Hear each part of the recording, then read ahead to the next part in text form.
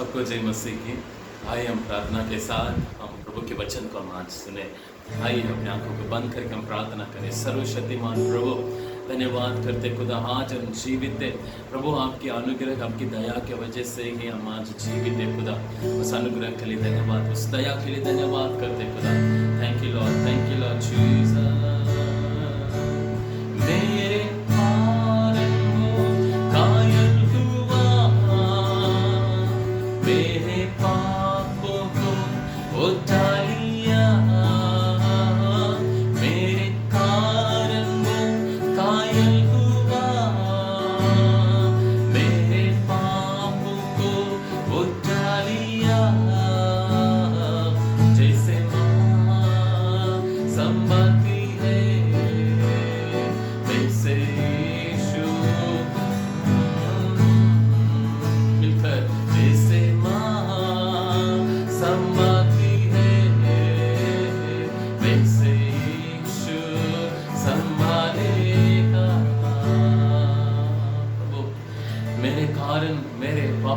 मेरे श्रापों के लिए, मेरे कमी कटियों के लिए प्रभु क्रूस पर अपना जीवन दिया।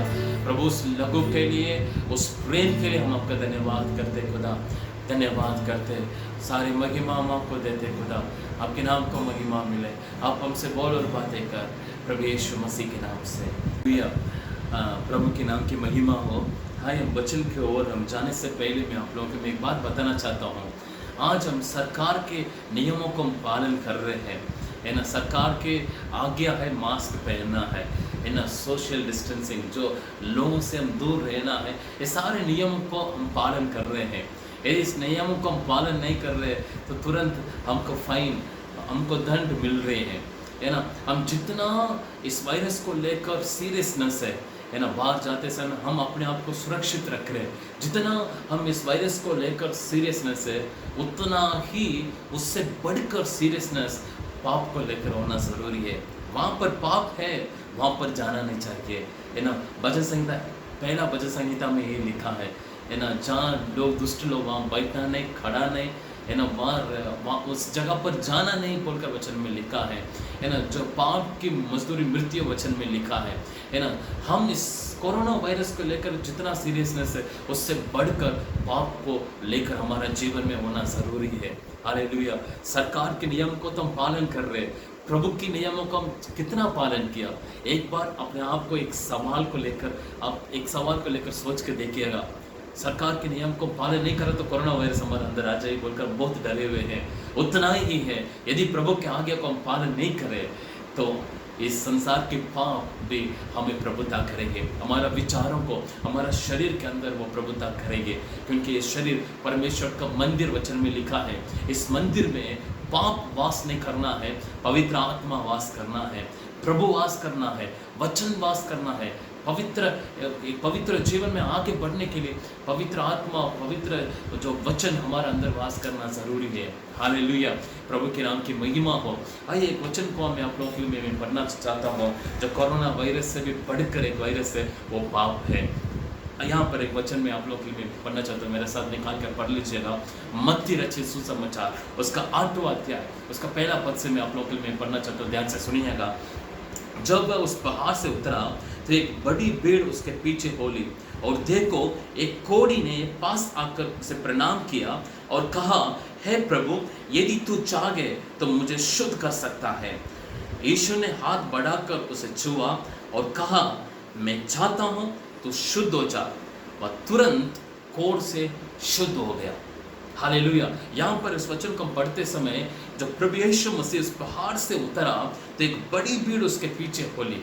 वहाँ पर एक कोढ़ी प्रभु यीशु के पास आकर प्रणाम किया और कहा, हे प्रभु, यदि तू चाहे तो मुझे शुद्ध कर सकता है। हालेलुया। यहाँ पर जो प्रभु पहाड़ से उतर रहे थे, वहाँ प्रभु के पीछे बहुत बड़ी भीड़ थे, लेकिन उसके बीच में ये कोढ़ी कहाँ से आया? उस जमानों में कोढ़ियों के लिए एक शहर से बाहर रखते थे। जो शहर है, जो लोग रहते थे, जो शहर, उस शहर से बाहर कोढ़ लोगों, जो कोढ़ी के जो बीमार है, जो कोढ़ के बीमार है, कोढ़ी लोगों को उस शहर से बाहर रखते थे। यदि वो शहर के अंदर आ गया तो लोग उन्हें पत्थर से मारकर उन्हें मार डाल देंगे। लेकिन यहाँ पर उस कोढ़ी ने अपने आप को मैं मरूंगा तो भी ठीक है, मैं कैसे भी करके छंगाई पाना है, प्रभु यीशु के पास जाना है, वो बोलकर अपने आप को अर्पण कर साथ वहाँ पर वो प्रभु यीशु के पास आया। वो कैसे आया पता नहीं, ये ना बहुत बड़ा उस लोगों के सामने अपने आप को छुपाते हुए कैसे वो उस प्रभु के पास आया बोलकर पता नहीं, लेकिन वो प्रभु के पास आ गया। आकर प्रभु से उन्होंने विनती करने लगा, प्रणाम किया, यदि प्रभु यदि तो चाहे तो मुझे शुद्ध कर सकता है। तो तुरंत प्रभु अपना हाथ बढ़ाकर उस कोढ़ी को प्रभु ने छुआ। जैसे प्रभु ने छुआ उस कोढ़ की बीमारी गायब हो गई। हालेलुया। उस कोढ़ की बीमारी उनसे, उनके जीवन से, उनके शरीर से दूर हो गई। परमेश्वर का एक छू आपके जीवन में परिवर्तन को लेकर आ सकता है, आपके वर्तमान को, आपके भविष्य को वो परिवर्तन लेकर आ सकता है। परमेश्वर के एक छू आपके जीवन में जो कई सालों से जिन पाप से आप पीड़ित है, जिस पाप के बंधन में है, उस पाप के बंधन से छुटकारा दे सकता है। परमेश्वर के एक छू आपके भविष्य को बदल सकता है, आपके जीवन में एक बहुत बड़ा परिवर्तन को लेकर आ सकता है। हालेलुया। यहाँ पर परमेश्वर उस कोढ़ी को छुआ, जैसे छुआ वो कोढ़ उनके जीवन से दूर हो गए। हालेलुया। मैं यहाँ पर एक बातों को मैं आप लोगों के लिए मैं बताना चाहता हूँ। उसमें वो व्यक्ति बता रहा था, प्रभु यदि तू चाहे तो मुझे शुद्ध कर सकता है ना।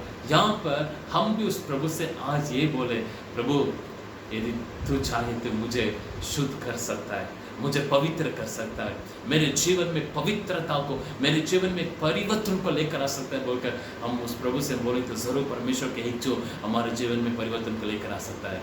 मैं एक बात में आप लोगों के लिए ज़रूरी बात मैं बताना चाहता हूँ। हमारा जीवन में आज हमारा शरीर में कोढ़ की बीमार तो नहीं है, हम कोढ़ की बीमारी से पीड़ित नहीं है, लेकिन कोढ़ के समान पाप हमारा अंदर है, गलत विचार है, बुरे विचार है, जो पाप कोढ़ के समान हमारा अंदर बैठकर उस कोढ़ की बीमार के समान हमारा जीवन को नाश कर रहा है, धीरे धीरे करके हमारा जीवन को सत्यानाश कर रहा है। हालेलुया। इसलिए मैं आज ये बताना चाहता हूँ, उस कोढ़ की बीमारी तो हमारा शरीर में नहीं है, लेकिन उस कोढ़ के समान पाप हमारा अंदर है। प्रभु से हम चाहे, प्रभु यदि तू चाहे तो इस पाप से मुझे छुटकारा दे सकता है बोलकर हम नम्रता के साथ, दीनता के साथ प्रणाम करते हुए प्रभु से हम विनती करेंगे तो जरूर परमेश्वर का एक छू हमारा जीवन में परिवर्तन को लेकर आएगी। प्रभु की एक छू हमारा क्षेत्र में, हमारा कलीसिया में, हमारा परिवार में जरूर परिवर्तन को लेकर आ सकते हैं। हालेलुया। हाय हम प्रार्थना करेंगे, प्रभु मुझे छू ले खुदा, जैसे उस कोढ़ी को छूकर एक परिवर्तन, एक बदलावट उनके जीवन में आप लेकर आया, वैसे मुझे भी छू ले खुदा।